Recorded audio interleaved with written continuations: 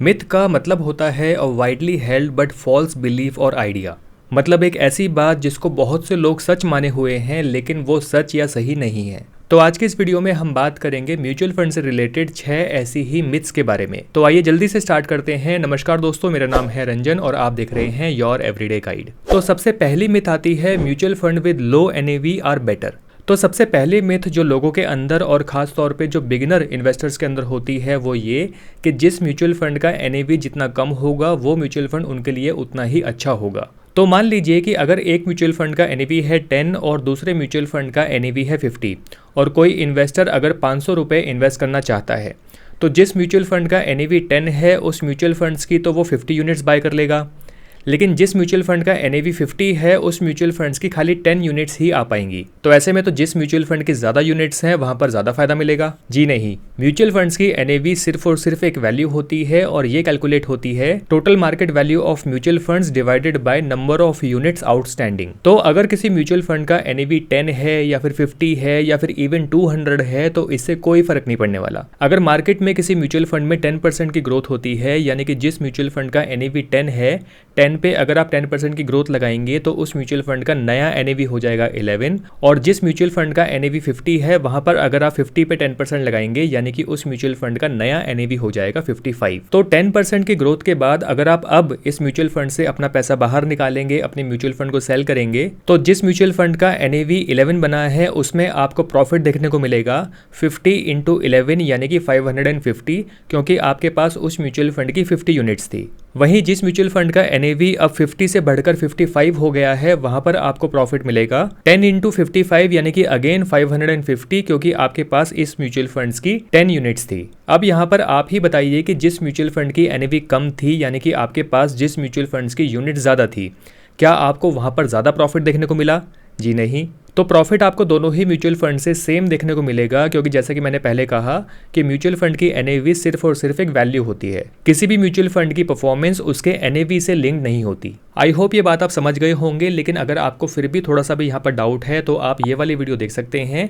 यहाँ पर मैंने म्यूचुअल फंड के एनएवी और एक्सपेंस रेशियो दोनों के ही बारे में बहुत डिटेल में बात की है। और बाय द वे, अगर ये वीडियो आपको अच्छी लग रही है, आपको मेरी बात सिंपल शब्दों में समझ में आ रही है, तो इस चैनल को सपोर्ट करने के लिए सब्सक्राइब करना मत भूलिएगा। ऐसी ही सिंपल टू अंडरस्टैंड वीडियोस मैं आपके लिए फ्यूचर में लाता रहूंगा। बात करते हैं सेकंड मिथ की, और सेकंड मिथ आती है mutual funds with better returns will give better returns in further year.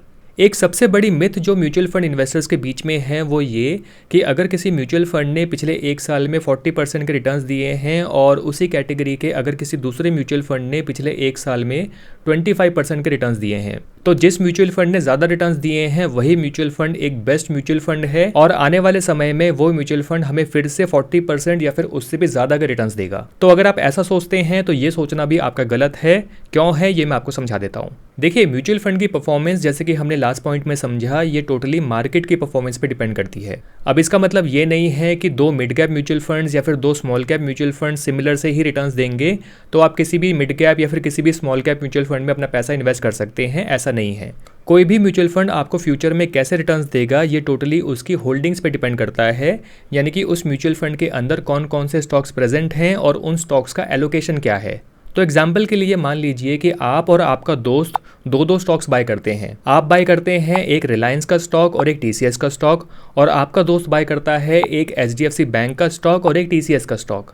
और अभी के लिए हम ये अज्यूम करते हैं कि रिलायंस और एचडीएफसी स्टॉक का जो प्राइस है वो बिल्कुल सेम है, यानी कि आप दोनों ने बिल्कुल एग्जैक्टली सेम अमाउंट इन दोनों स्टॉक्स में इन्वेस्ट किया है। अब क्योंकि जो टीसीएस स्टॉक है वो आप दोनों के पास कॉमन है, तो आप में से किसको कितने रिटर्न्स मिलेंगे, किसको ज़्यादा रिटर्न्स मिलेंगे, किसको कम रिटर्न्स मिलेंगे, ये टोटली डिपेंड करेगा कि रिलायंस या फिर एचडीएफसी आने वाले समय में कैसी परफॉर्मेंस देते हैं। तो बेसिकली आप दोनों लार्ज कैप स्टॉक्स में अपना पैसा इन्वेस्ट कर रहे हैं, लेकिन आपकी जो होल्डिंग्स हैं वो थोड़ी सी डिफरेंशिएट करती है। तो एक पर्टिकुलर ईयर ऐसा हो सकता है कि आपको ज़्यादा प्रॉफिट मिले और दूसरे ईयर हो सकता है कि आपके दोस्त को ज़्यादा प्रॉफिट मिले, क्योंकि जैसे कि हम जानते हैं कि ये टोटली डिपेंड करता है कि रिलायंस और HDFC की परफॉर्मेंस कैसी जाती है। सेम ऐसे ही म्यूचुअल फंड्स भी काम करते हैं। तो हो सकता है कि जिस म्यूचुअल फंड ने 40% के रिटर्न्स पिछले साल दिए थे, तो ज़रूरी नहीं है कि वो म्यूचुअल फंड आने वाले समय में भी 40% या फिर उसके आसपास के रिटर्न्स दे। हो सकता है कि जिस म्यूचुअल फंड ने 25% के रिटर्न्स पिछले साल दिए थे, इस साल वो म्यूचुअल फंड बेटर रिटर्न्स आपको दे दे। या इवन ये भी हो सकता है कि दोनों ही म्यूचुअल फंड्स अपने पिछले साल के मुकाबले इस साल बहुत ही खराब परफॉर्मेंस दें।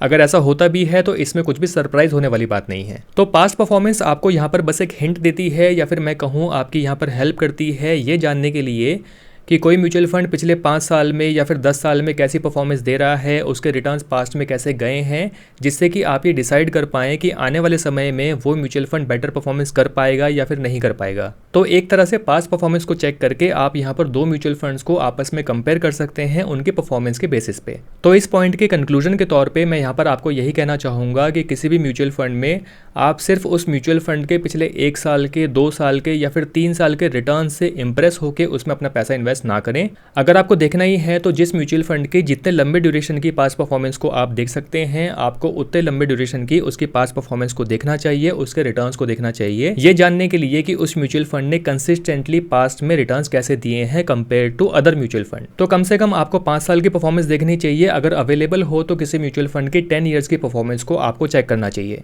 आई होप ये पॉइंट आपको क्लियर होगा। हम चलते हैं थर्ड मिथ की तरफ। थर्ड मिथ आती है कि एग्जिट लोड नहीं लगेगा आफ्टर 1 ईयर। बहुत से म्यूचुअल फंड्स में आपने एग्जिट लोड में ये देखा होगा कि वहाँ पर लिखा होता है कि exit load of 1% if redeem before 1 year, या फिर exit load of 2% if redeem before 2 years, या वटेवर, मतलब जो भी एग्जिट लोड वहाँ पर मेंशन हो। तो एग्जांपल के लिए अगर किसी म्यूचुअल फंड का एग्जिट लोड 1% का है, तो रिडीम बिफोर 1 ईयर का मतलब है कि अगर आप उस म्यूचुअल फंड्स के यूनिट्स को 1 साल से पहले सेल कर देते हैं तो आपको यहाँ पर 1% का एग्जिट लोड एज पेनल्टी पे करना होगा जितनी भी यूनिट्स आप रिडीम करते हैं। और ये जो 1% का एग्जिट लोड है ये आपको अलग से पे नहीं करना। आप जो भी पैसा रिडीम करके बाहर निकालते हैं, एग्जिट लोड ऑलरेडी उसमें से डिडक्ट होके ही आपको पैसा मिलता है। लेकिन सवाल यहाँ पर यह आता है कि क्या होगा अगर आप इन म्यूचुअल फंड्स के यूनिट्स को 1 ईयर यानी कि 12 मंथ्स की बजाय 13th मंथ, 14th मंथ या फिर 15th मंथ के आसपास रिडीम करते हैं। मतलब 13th मंथ का मतलब ये है कि आपकी म्यूचुअल फंड इन्वेस्टमेंट्स को 1 साल से ज़्यादा हो गया है, तो यहाँ पर तो एग्जिट लोड नहीं लगना चाहिए। तो बात तो आपकी सही है, लेकिन अभी भी यहाँ पर एग्जिट लोड लग सकता है, क्योंकि अब ये डिपेंड करता है कि आपने जो पैसा इन्वेस्ट किया था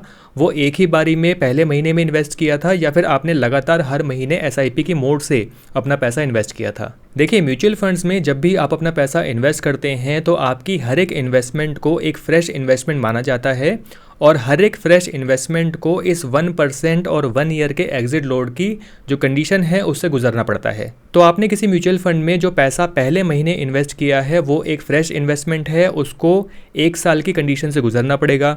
आपने दूसरे महीने उस म्यूचुअल फंड में जो पैसा डाला है वो अगेन एक फ्रेश इन्वेस्टमेंट है, उसको भी अगले 12 महीने की कंडीशन से गुजरना पड़ेगा, एंड सो ऑन। यानी कि 12वें महीने पे जो आपने अपना पैसा म्यूचुअल फंड में इन्वेस्ट किया है वो अभी एक फ्रेश इन्वेस्टमेंट है, उसको अगले 12 महीने तक इस कंडीशन से गुजरना पड़ेगा। इसका मतलब ये है कि आपकी जिन इन्वेस्टमेंट्स को 12 महीने कंप्लीट हो गए हैं उनके ऊपर एग्जिट लोड नहीं लगेगा, लेकिन जिन इन्वेस्टमेंट्स को अभी भी 12 महीने कंप्लीट नहीं हुए हैं उन पे आपको, अगर आप रिडीम करते हैं तो 1% का एग्जिट लोड पे करना पड़ेगा। तो अगर आप हर महीने SIP मोड से अपनी इन्वेस्टमेंट्स कर रहे थे और अगर आप 14th मंथ में अपना पैसा यानी कि अपनी म्यूचुअल फंड्स के यूनिट्स को रिडीम करते हैं, तो इनमें से सिर्फ 2 ट्रांजैक्शन पे आपका एग्जिट लोड नहीं लगेगा क्योंकि उनको पूरे 12 महीने कंप्लीट हो गए हैं, लेकिन जो बाकी की 12 ट्रांजैक्शंस हैं उन पे आपको 1% का एग्जिट लोड यहाँ पर पे करना पड़ेगा।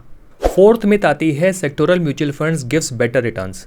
कोई म्यूचुअल फंड्स कैसे रिटर्न्स देगा, वैसे तो मैं इस बात को पॉइंट नंबर 2 में क्लियर कर चुका हूँ, यानी कि म्यूचुअल फंड की जो परफॉर्मेंस है वो टोटली उस म्यूचुअल फंड की जो एलोकेशंस हैं, उसकी जो होल्डिंग्स हैं उस पर डिपेंड करती है। तो सेक्टोरल म्यूचुअल फंड्स भी कुछ अलग म्यूचुअल फंड्स नहीं हैं, ये भी सिमिलर तरीके से ही काम करते हैं। अक्सर लोग सेक्टोरल म्यूचुअल फंड्स की पास्ट परफॉर्मेंस को देख के, उनके हाई रिटर्न्स को देख के अपना सबसे ज़्यादा पैसा सेक्टोरल म्यूचुअल फंड्स में ही इन्वेस्ट कर देते हैं, इस उम्मीद में कि आने वाले समय में ये म्यूचुअल फंड्स उनको बहुत हाई रिटर्न्स देंगे। लेकिन ऐसा हो ये ज़रूरी नहीं है। पता चला कि आपको यहाँ पर सबसे हाई नुकसान देखने को मिल गया। देखिए, मैं यहाँ पर ये नहीं कह रहा हूँ कि सेक्टोरल म्यूचुअल फंड्स खराब म्यूचुअल फंड्स होते हैं, उनमें अपना पैसा इन्वेस्ट नहीं करना चाहिए। आप यहाँ पर पूरी बात को समझने की कोशिश कीजिए। देखिए, सेक्टोरल म्यूचुअल फंड जैसे कि इनका नाम है, ये म्यूचुअल फंड्स किसी पर्टिकुलर सेक्टर को फोकस करके उस सेक्टर के जो स्टॉक्स हैं उन्हीं में अपना पैसा एलोकेट करते हैं, और वो सेक्टर जैसा परफॉर्म करता है सेक्टोरल म्यूचुअल फंड्स भी वैसा ही परफॉर्म करते हैं। और ये भी एक सिंपल टू अंडरस्टैंड चीज़ है कि हर सेक्टर हर साल बहुत अच्छी परफॉर्मेंस दे, उस सेक्टर की ग्रोथ हर साल ही बहुत अच्छी आपको देखने को मिले, ये भी ज़रूरी नहीं है। एग्जाम्पल के लिए अगर हम 2020 यानी कि कोविड के टाइम की बात करते हैं, तो उस टाइम पे जो फार्मा सेक्टर है और जो IT सेक्टर है,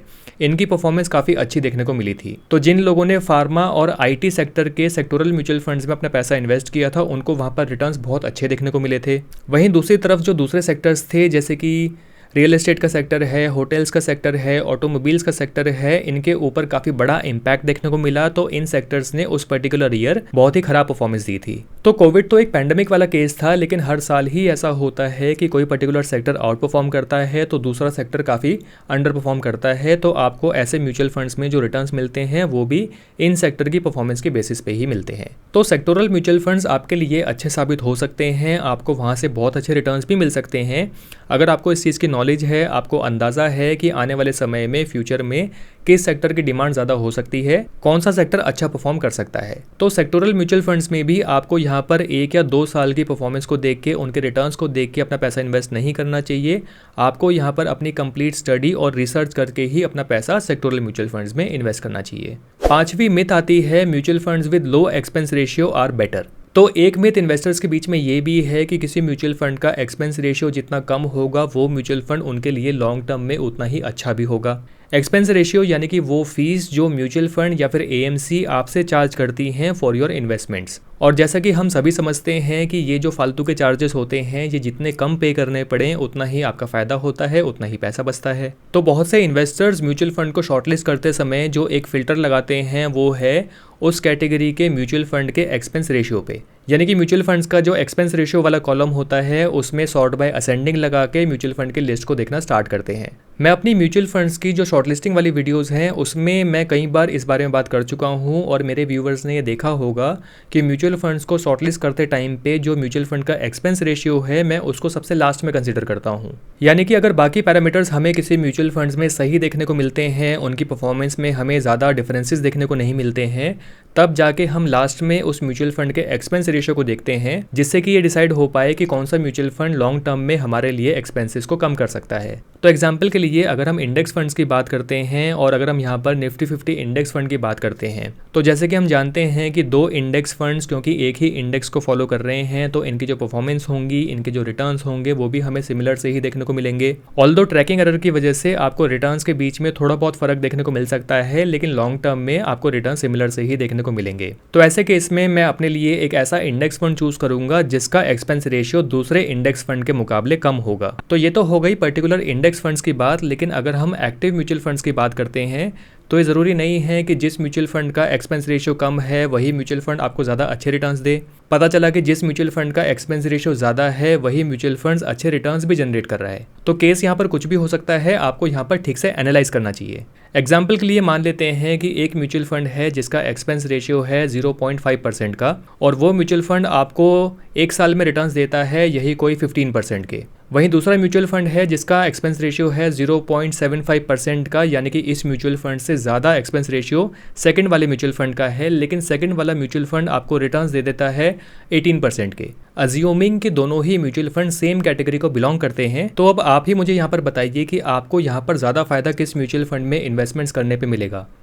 ऑब्वियसली जिस म्यूचुअल फंड का एक्सपेंस रेशियो 0.75% है, क्योंकि उसी म्यूचुअल फंड ने हमें रिटर्न्स भी ज़्यादा जनरेट करके दिए हैं। तो बात यहाँ पर यह आती है कि आपको ओवरऑल सभी पैरामीटर्स को देखना चाहिए किसी भी म्यूचुअल फंड को शॉर्टलिस्ट करते टाइम पे। तो एक्सपेंस रेशियो महज एक पैरामीटर होना चाहिए, बाकी सभी पैरामीटर्स के बीच में आपको सिर्फ एक्सपेंस रेशियो को देख के किसी म्यूचुअल फंड को शॉर्टलिस्ट नहीं करना चाहिए। और अगर आप नए हैं, आप ये जानना चाहते हैं कि किन किन पैरामीटर्स के बेसिस पे किसी म्यूचुअल फंड को शॉर्टलिस्ट किया जा सकता है, तो आप इनमें से किसी भी वीडियो को देख सकते हैं, आपको यहाँ पर फुल क्लैरिटी मिल जाएगी।